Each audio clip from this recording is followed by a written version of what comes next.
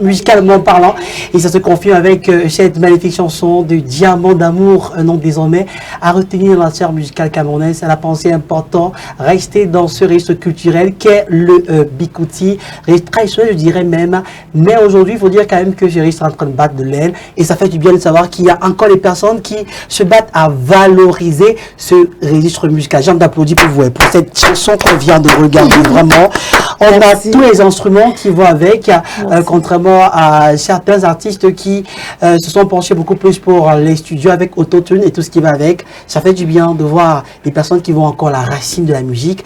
Quand on écoute la chanson, on écoute en stéréo le minjan, cet instrument-là qui vraiment, je pense que c'est... On devrait un peu plus mettre cet instrument en avant. Hein. Ouais. Ça a une saveur, ça a un goût de quelque chose qu'on ne pourrait expliquer. Yeah. En tout cas, Diamant d'amour, si on doit parler de vous, qu'est-ce qu'on dira? On dira quoi d'emblée? On dira quoi? On dira que c'est Diamant d'amour. Diamant d'amour, c'est pas un secret de polichinelle. Hein. Ouais. Ex-danseuse de son visa. C'est connu. Turbine, voilà, parce que nous on s'appelle les turbines du turbo. Comment vous retrouvez dans cette écurie-là? Bah, par casting. Par casting. Ouais. Ça veut dire que vous rêviez être danseuse depuis longtemps. Ça veut dire que vous avez entendu qu'il y avait un casting et vous vous êtes présenté au casting. Bah, pour ceux qui ne le savaient pas, je suis d'abord une danseuse. Oui, à la base, danseuse. À la base, la danse, c'est quelque chose qui est inné en moi. Ouais. Et puis, voilà, et puis j'étais fan de l'artiste. Est-ce que maman dansait? C'est papa qui dansait. Ah, papa qui dansait. C'est pas incroyable. Il dansait le reggae.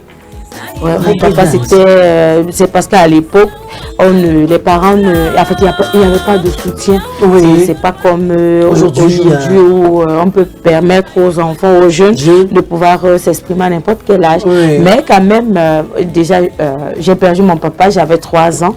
Mais quand même, on m'a raconté qu'à l'époque, quand il avait même le surnom de Otis, parce que quand il se levait là pour danser, Bob Marley ou Roy, tout le monde s'asseyait. Inarrêtable. Voilà, c'était comme ça. Ouais. Et puis, voilà, et chaque fois que j'avais les problèmes avec ma mère, quand je voulais faire la musique, je disais toujours que tu me fais ça, parce que mon père... que tu fasses ta musique. Oui, elle, c'était l'intellect, il fallait que je fréquente pour elle, j'étais assez intelligente pour faire la musique et tout. Et moi, c'est la musique qui me parlait, quoi. Et je lui disais toujours que tu me fais ça, parce que mon père est moi aussi, mon père vivait juste que lui, il avait même encouragé. Voilà, donc c'est ça. Vous allez rencontrer... Et pour la petite histoire, quand on m'a raconté que quand Bob Marley était mort, il a fait 10 jours sans manger. Il a jeûné pendant 10 jours? Ouais, c'était pas un jeûne, mais c'était pour lui une façon de commémorer l'artiste, une façon de pleurer l'artiste à sa manière. Wow. Voilà, donc tu peux un peu imaginer à cette époque-là comment quelqu'un pouvait ressentir. Et je me dis toujours que ce talent d'artiste que j'ai, c'est à lui que je lui dois. Donc chaque 11 mai était pour lui une journée spéciale. Hein? Voilà. D'accord. Et la rencontre avec Petit Pays, ça se fait comment? C'était facile pour toi? Est-ce que le quartier était facile? Qu'est-ce qu'il vous a dit quand vous avez vu le maître Rabarabi? J'ai même pas attendu qu'il me dise quelque chose. Parce que tu peux bien imaginer que moi, quand je veux quelque chose, je suis déterminée. Hein, et j'aime pas passer par X, par Y. Je fonce directement. Et puis voilà. Et puis, dès le premier jour, le courant est passé. Et puis, il a demandé qu'on me fasse... qu'on me fasse tester. Et puis voilà, je suis arrivée, j'ai assuré, les filles ont approuvé, elles ont confirmé le talent, elles ont dit, Pépé, elle assure. Et puis voilà. La transition danseuse-artiste, ça se passe comment? À quel moment vous sentez qu'il est important pour vous de passer du statut de danseuse à artiste? C'est la rage. Il y a d'abord la rage, et il y a le fait aussi d'être avant-gardiste aussi, faire des choses, je sais pas, j'ai cet esprit-là en moi.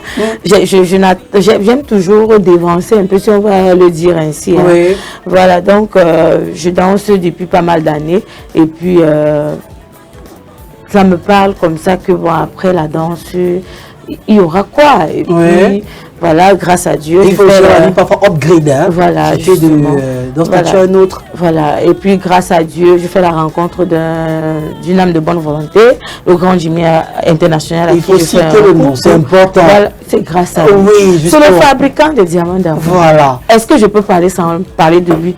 C'est que même Dieu même va dire que non, ma fille, tu as dérangé. Parce que si je suis ce que je suis aujourd'hui, c'est grâce à lui. Donc, vous avez pensé upgrade, quitter le statut de danseuse à chanteuse. Est-ce que la musique... Quitter de hors d'amour à diamant d'amour. De hors d'amour à diamant d'amour. Voilà. Alors, est-ce que la musique vous sourit mieux que la danse? Je vais dire